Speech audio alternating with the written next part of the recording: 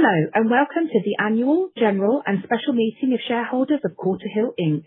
Please note that today's meeting is being recorded.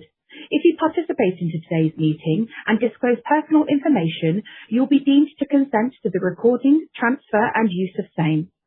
If you disclose personal information of another person in today's meeting, you'll be deemed to represent and warrant to Computershare and the corporation that you first obtained all required consent from the disclosure, recording, transfer and use of such personal information from all appropriate persons before your disclosure.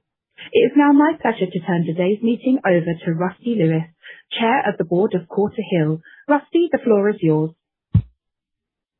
Good morning, and thank you everyone for joining us for the virtual Annual General and Special Meeting of Shareholders of Quarterhill Inc. My name is Rusty Lewis, and I am the Chairman of the Board of Directors of Quarterhill Inc., and I will act as the chairperson for this meeting. Let me take this opportunity to welcome those present to this Annual General and Special Meeting of the Shareholders of Quarterhill, including our CEO, Chuck Myers, and our Vice President of Finance, Ryan Hufat, and members of our board. In terms of our agenda today, we will deal first with the formal business of our meeting as described in the proxy materials that were sent to shareholders. Following the formal part of our meeting, we will consider responding to any questions raised.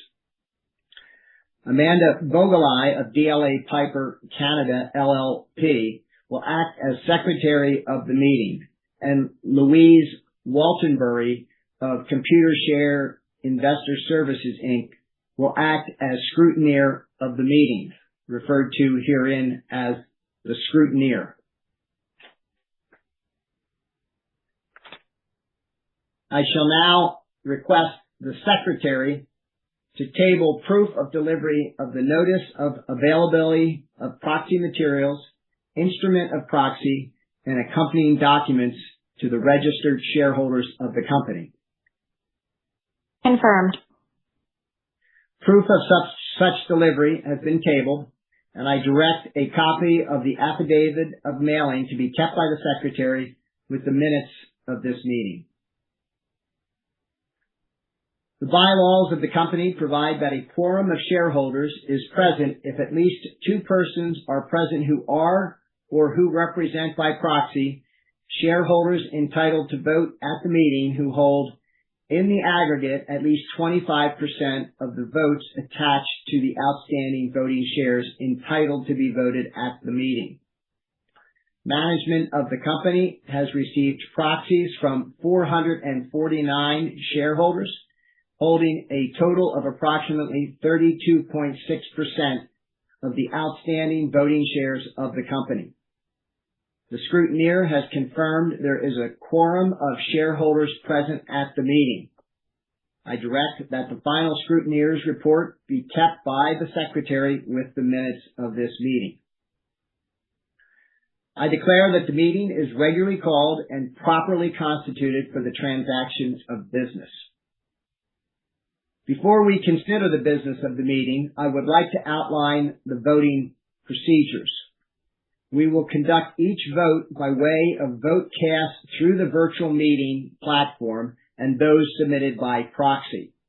If you have voted your shares by proxy prior to the start of the meeting, your vote has already been received by the scrutineer.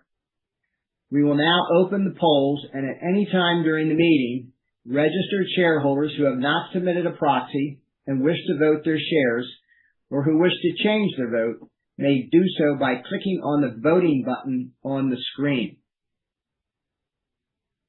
The first item of business is the presentation of the audited consolidated financial statements of the company for the year ended December 31, 2025, together with the auditor's report thereon.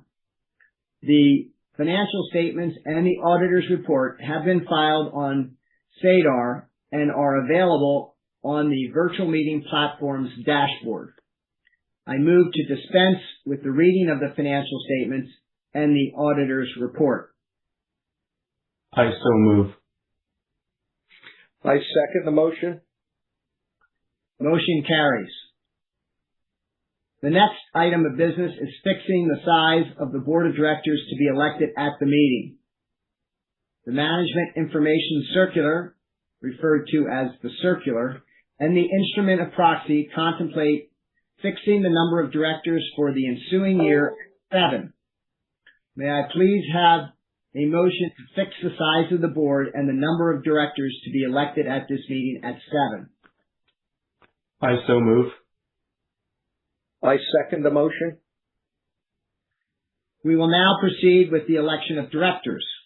7 directors will be elected to hold office until the next annual meeting of shareholders or until their successors are elected or appointed.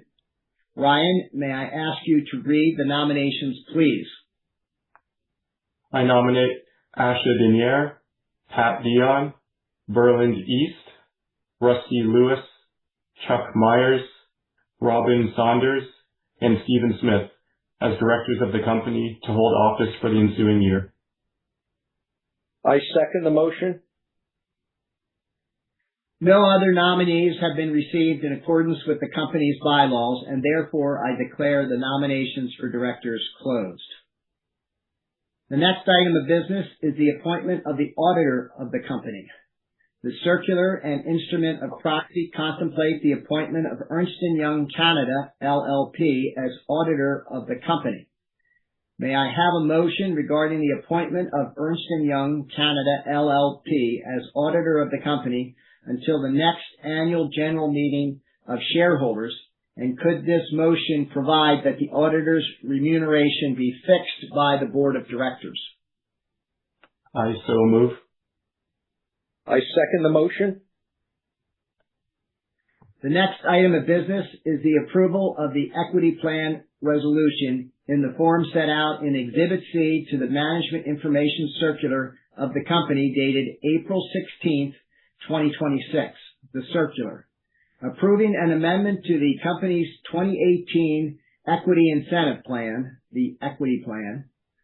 The purpose of the amendment is to increase the maximum number of common shares, subject to adjustment in accordance with the equity plan, that may be issued for all purposes pursuant to the equity plan, together with all other security-based compensation arrangements as defined by the TSX, from 12 to 14% of the total common shares of the company issued and outstanding from time to time, calculated on a non-diluted basis.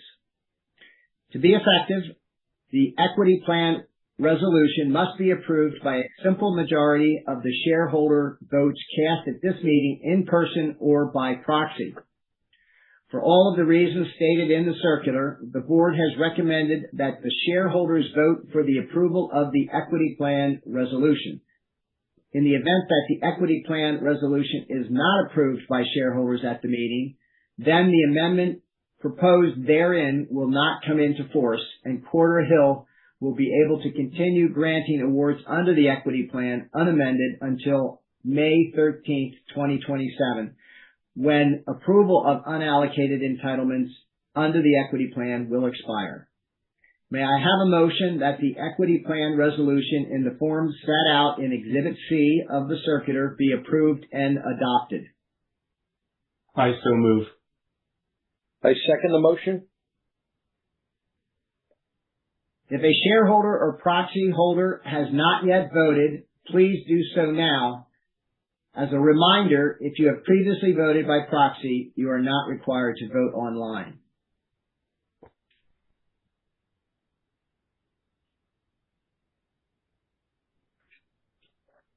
Voting is now closed.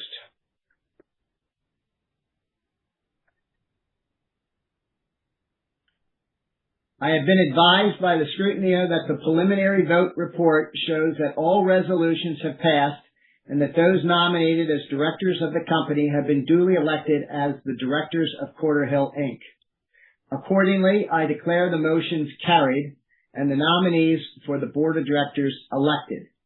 I direct the scrutineer's report on voting to be annexed to the minutes of the meeting.